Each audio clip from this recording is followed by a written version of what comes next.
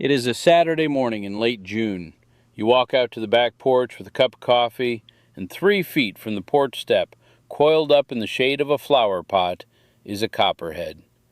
Brown hourglass pattern across its back, a triangle-shaped head, and it is holding perfectly still.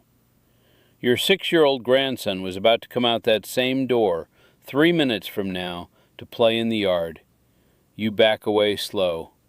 You call animal control. $450 later, the snake is gone, and the relief lasts you about a week. And then you find another one, smaller, but the same kind, under the same flower pot.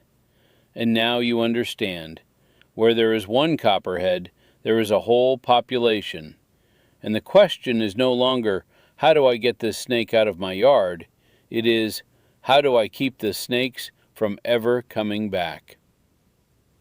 I want to be straight with you before I go one step further. Most of what folks think they know about keeping snakes away does not work. Mothballs scattered around the yard are banned outdoors by federal law, and they do not work anyway. The ultrasonic snake repellers from the hardware store have no scientific evidence they do a single thing. And most commercial snake repellents cannot show any consistent research that they work at all. This is all on the record, documented by the National Pesticide Information Center, by Utah State University Extension, by the Illinois Extension, and by the Internet Center for Wildlife Damage Management. Real government and university sources, plain on the record. Most snake repellent products are wasted money. But there are methods that do work, plain, defensible, verified by every major university extension office in America. And almost every one of them is the same method the Pennsylvania Dutch farmers have used to keep their farmsteads snake managed for over 200 years. No chemicals, no expensive products, no professional service calls, just careful attention to what brings snakes onto your property in the first place. I am Elias Yoder. I am Amish, and I farm here in Lancaster County, Pennsylvania. Lancaster County has both kinds of snakes, the harmless ones we are glad to have on the farm, and the venomous ones we want kept well away from the house. My grandfather taught me, his grandfather taught him, and the same 10 methods that worked on our family farm in 1838 work every bit as well today. Today I am going to walk you through all 10. 7 that change the yard so snakes do not want to come. 1 physical barrier. 1 folk method, honestly explained. And the natural ally that has kept the rodent and snake numbers down on Amish farms since the first families arrived from Germany. By the end of this, you will know exactly why snakes are coming to your property and exactly what to do about it. Stay with me. First, the honest reason snakes come into a yard. Snakes do not wander in by accident. They come because the yard offers them 3 things they need to survive: food, cover, and warm sunspots. Take away those 3 things, and the snakes go elsewhere on their own. The food is rodents, mice, rats, voles, chipmunks, ground squirrels. Snakes follow rodents the way a man follows the smell of his own supper. If your yard has a rodent problem, you have a snake problem coming. This is the single most important thing to understand about snake control. No food source, no snakes. The cover is hiding places: tall grass, debris piles, overgrown shrubs, wood piles, old equipment, the gaps under porches and sheds. A snake needs somewhere to hide from the hawks and the owls and the foxes and the house cats. Without cover, he is exposed, and he leaves. And the warm sunspots are basking surfaces: concrete walkways, rock walls, flat stones, sun-warmed asphalt, metal sheds. A snake is cold-blooded. He needs outside heat to move and hunt. Take away the basking spots close to the house, and he spends less time near where your family is. Every one of the 10 methods I'm about to show you takes away one of those 3 things. Now the first group, 7 methods, changing the yard itself. These are the ones every university extension office in America recommends. Real, verified research. Each one alone helps. Used all together, they make your yard a place a snake does not want to be. Method 1. Keep your grass cut below 3 inches, always. Tall grass is a snake highway.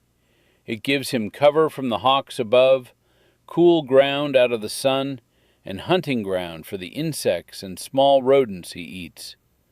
Short grass takes away all 3. A yard mowed to 2.5 or 3 inches makes a snake feel exposed, and an exposed snake moves on. The verified threshold is 3 inches maximum.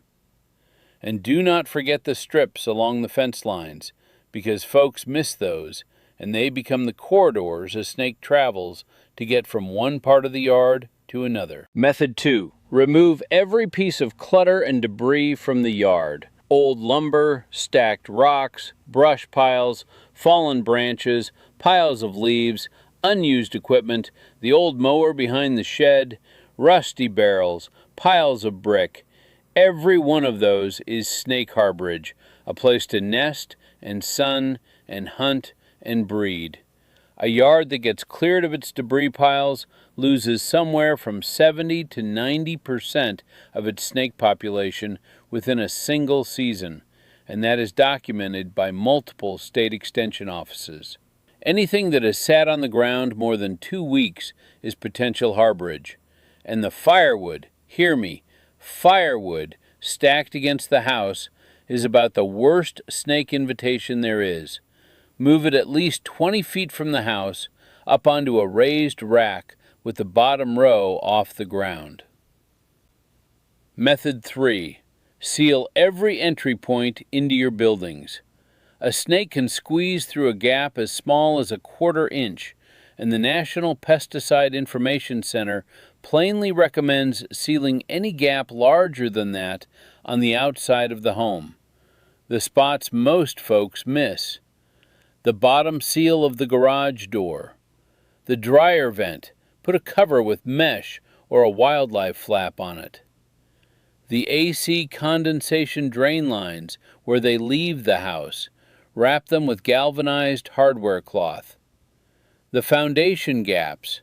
And here is the secret most folks do not know. Fill them first with steel wool, then spray expanding foam over the top of it. A snake physically cannot push through steel wool the way he can through plastic or fabric. That is the standard way to snake-proof a building, and it is cheap. Method 4. Eliminate the rodents. And this is the most important method on the whole list. Snakes follow prey. If you have mice in the garage, voles in the garden, chipmunks under the deck, rats in the barn, you will have snakes hunting them. You cannot have a snake-free yard while you have a rodent problem.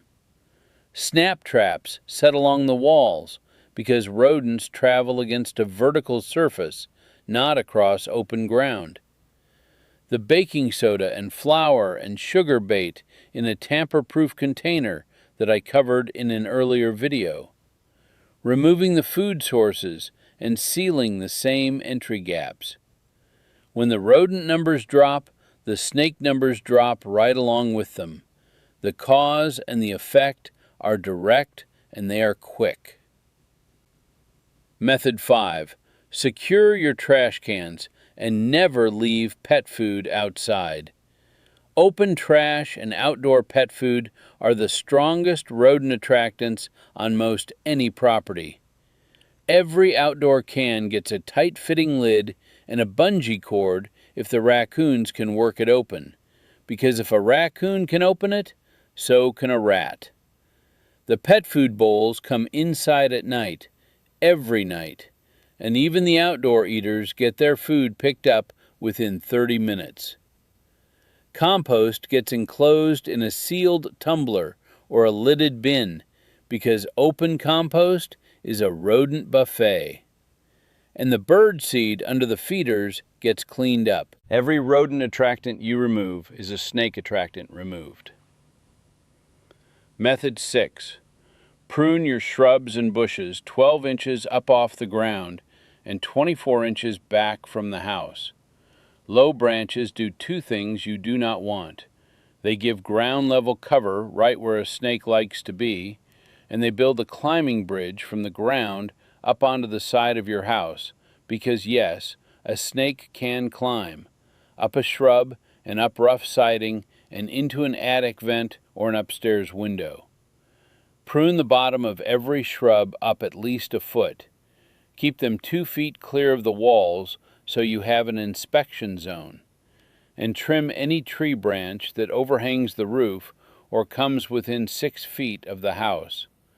That is one Saturday's work, and it changes your whole property. Method 7. Bird feeders belong 30 feet from the house with a catch tray under them. A bird feeder is a wonderful thing to watch, and it is also one of the strongest snake attractants you can put in a yard.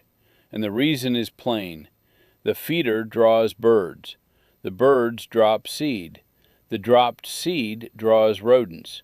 And the rodents, and sometimes the birds themselves, draw the snakes.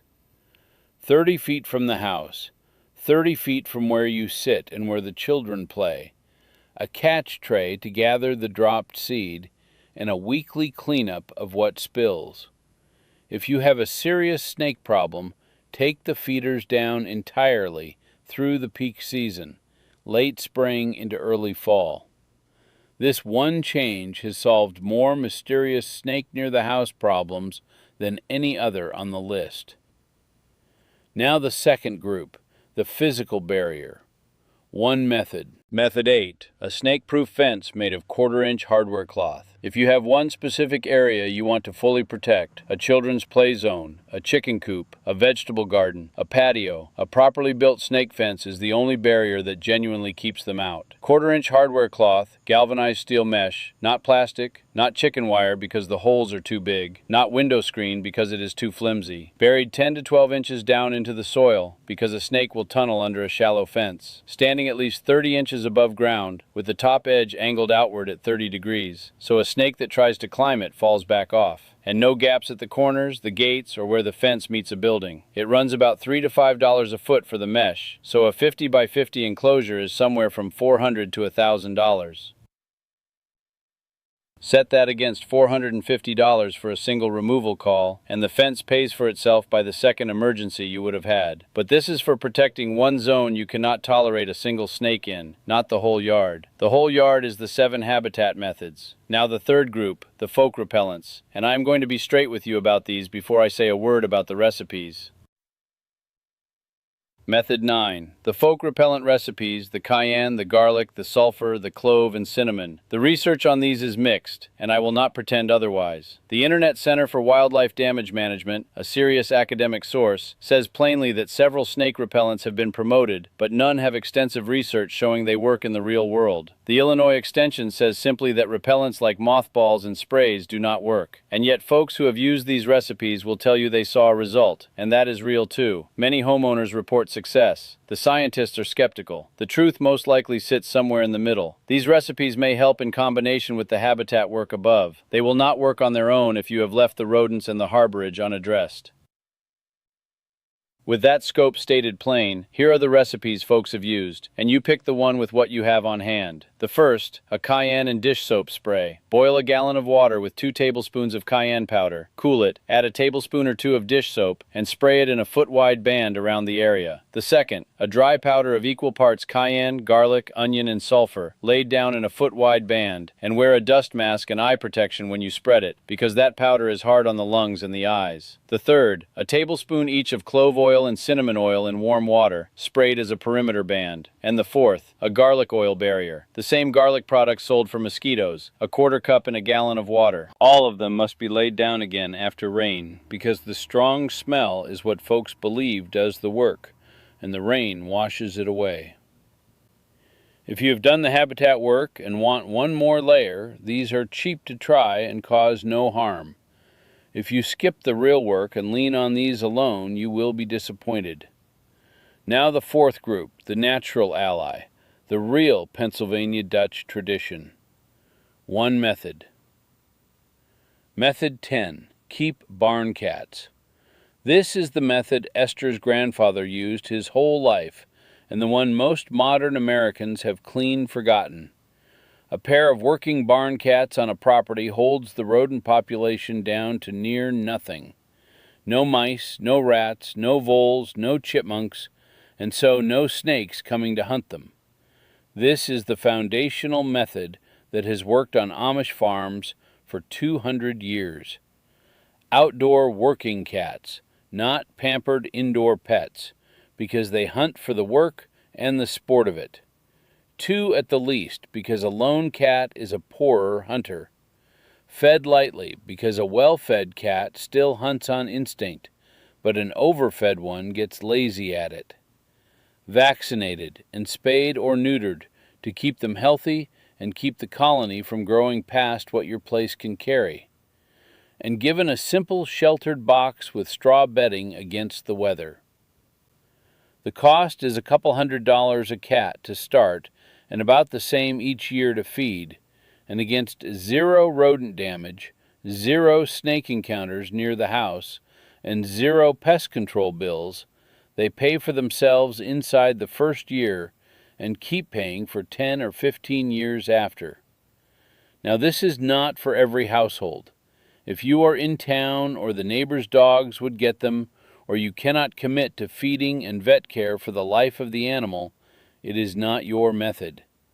But for any rural place of an acre or more, the barn cats are the single most effective long-term snake management there is. And it is the one method nobody can sell you in a bottle, which is exactly why it works the best. Now the critical safety word, and I will not close without it. Most snakes in America are not venomous. The ones that are fall into 4 families, and you should know them by sight. The copperhead, brown with hourglass bands and a triangle head, common in the eastern and central states. The rattlesnakes, many kinds, all with a rattle on the tail, found across most of the country. The cottonmouth, or water moccasin, dark brown to black and usually near water down in the southeast. And the coral snake, banded red and yellow and black in the southeast and Arizona. And here is the honest rule. If you find a venomous snake on your property, do not try to handle it yourself. Snake bites send 7,000 or 8,000 Americans to the emergency room every year, and most of those bites happen when a person tries to kill or catch the snake. Call your animal control, a professional removal service, or your state wildlife agency. A removal call of $150 to $500 is a small fraction of what an emergency room visit costs. And learn the good snakes, so you welcome them instead of killing them. The king snake actually preys on the venomous ones, on the copperheads and the rattlers. The garter snake eats the slugs and the snails and the small rodents and never harms a soul. The black rat snake is among the finest rodent hunters in all of nature. My grandfather always said a black snake in the barn is worth 2 cats, and he was not wrong. Now I want to take a moment, because here is where it all comes together. 10 methods, every one of them honest. 7 of them verified by the university extension offices and the National Pesticide Information Center. 1 a physical barrier. 1 a folk tradition honestly scoped. And the barn cat that has kept Amish farms snake managed for 2 centuries. And the honest math is plain. A single removal call is $150 to $500. A copperhead bite in the emergency room runs from $20,000 to $200,000 before the antivenom and the hospital stay. And against all of that, 1 Saturday of yard cleanup, a batch of steel wool and foam, a pair of barn cats, and the habit of keeping the grass short and the trash secured. The whole investment is under $200 for most households, and it takes away the very conditions that bring snakes to your door. There is no money in the pest control industry in teaching folks that the repellent products on the shelf do not work. There is a great deal of money in selling families $15 bottles of useless granules every spring, every summer, forever. So the simple old methods that actually work sit quiet in Amish farmhouses and in university extension papers, and most families spend hundreds a year on bottles of nothing, when one weekend of cleanup would have solved the whole thing. You can be the one who never paid. So here is what I want you to do. This Saturday, walk your entire yard with a critical eye. Look for debris piles, firewood against the house, overgrown shrubs, gaps in the foundation, unsecured trash, bird feeders too close in, and pet bowls left out overnight. And make yourself a list. This week, start working the list. Mow under 3 inches. Move the firewood 20 feet out onto a raised rack. Clear the debris. Seal the foundation gaps with steel wool and foam. Seal the bottom of the garage door. This month, finish the big work. Prune the shrubs up and back. Move the feeders out with catch trays. Knock down the rodent population with snap traps or the baking soda bait. And this season, if your property allows it, take in a pair of barn cats, because no single thing pays back more on rural ground. Tell me down in the comments, have you had a venomous snake encounter on your place? And which of these 10 are you going to start with?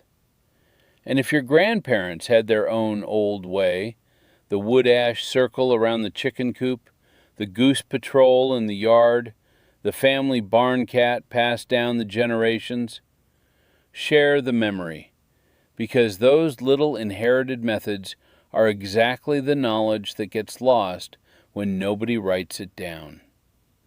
I read every single one. Next time, since today we covered keeping the snakes out of the yard, the next video walks you through the old Amish way to keep mice and rats out of the pantry for good. Same principle, a different problem, because the very rodents that bring snakes into your yard are the ones that get into your grain stores. The methods that prevent both are connected, and the savings compound year after year. Subscribe so you do not miss it. Until then, cut the grass, clear the clutter, seal the foundation, secure the trash, prune the shrubs, move the feeders, and take away the rodents. And remember that the same 10 methods that kept my great-great-grandfather's farmstead snake-managed when he stepped off the boat from Germany in 1838 work just as well today on a half-acre suburban lot. That is how the careful old folks kept their families safe without filling the yard with plastic bottles of chemicals that do not work. And that is how it is still done on any farm or in any home that remembers.